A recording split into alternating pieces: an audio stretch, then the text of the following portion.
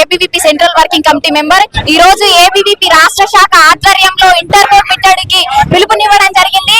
ఎందుకంటే ఈ రాష్ట్రంలో కార్పొరేట్ విద్యా సంస్థలు ఇంటర్ బోర్డు నియమ నిబంధనలకు విరుద్ధంగా, ప్రభుత్వ నియమ నిబంధనలకు విరుద్ధంగా అక్రమంగా లక్షలు ఫీజులు వసూలు చేస్తూ విచ్చలవిడిగా చెలామణి అవుతున్న దాఖలాలు మన రాష్ట్రంలో నెలకొన్నవి. అదేవిధంగా ఒక్క బ్రాంచ్ పేరుతో గల్లీకొక్క కళాశాల పుట్టుకొస్తున్నా కూడా ఇంటర్ బోర్డు అధికారులకు నిమ్మకు నీరెత్తినట్టు కూడా లేకపోవడం అనేది హాస్యాస్పదం.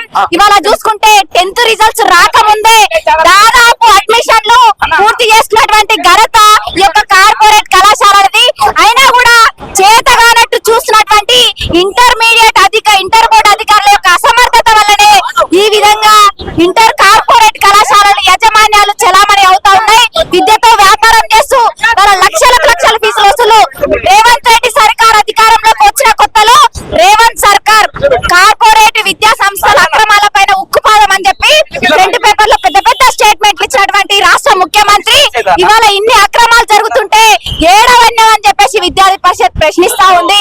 ఇప్పటికైనా విద్యార్థి పరిషత్ డిమాండ్ చేస్తుంది ఒక్కటే, ఫీజు నియంత్రణ చట్టం అమలు చేయాలి.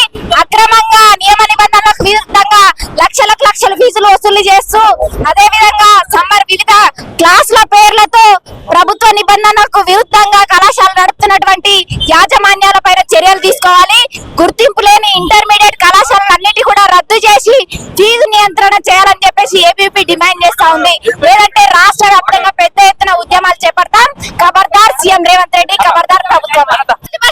ప్రశ్నించడానికి వస్తే ఇలాంటి అక్రమ కేసులు అరెస్టులు పెట్టి కార్పొరేట్ కళాశాలల కొమ్ముగాసే ఈ ప్రభుత్వం ఏదైతే ఉందో ఇలాంటి సిగ్గుమాల చర్య చేయడం అనేది దురదృష్టకరం. ఈ రోజు అఖిల భారత విద్యార్థి పరిషత్ ఒక్కటి నినాదం తీసుకొని విద్యార్థుల కోసం నినాదం తీసుకొని వస్తే ఈ విధంగా మీరు చేసేది మా అఖిల భారత విద్యార్థి పరిషత్ కార్యకర్తలను వాళ్ళను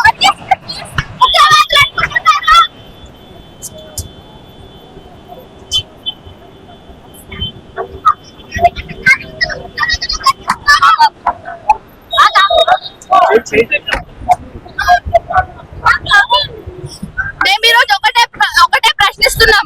ఏదైతే ఒకటే పేరుతోనే నడుస్తున్న కార్పొరేట్ కాలేజీలు ఏవైతే ఉన్నాయో, పర్మిషన్ లేని కాలేజీలు ఏవైతే ఉన్నాయో వాటి అన్నిటికీ ఇప్పుడే ఈ క్షణమే రద్దు చేయాలనేసి మేము ఇది అడగడానికి వచ్చినాం. మేము ఇంటర్మీడియట్ బోర్డు దగ్గరికి అలా వచ్చిన విద్యార్థులని ఉగ్రవాదులు అనుకుంటున్నారా?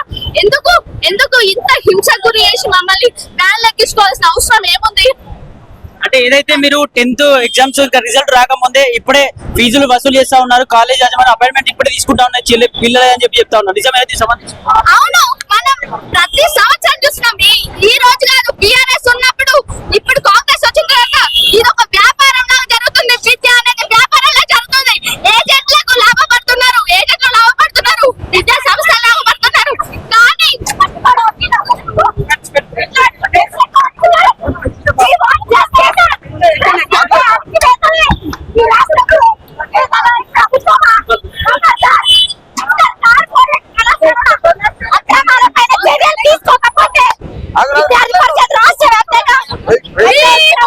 చేపడుతుంది.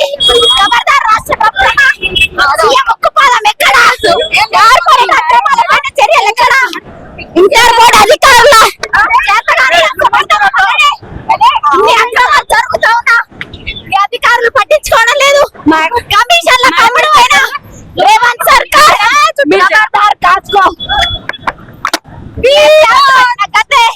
మీకు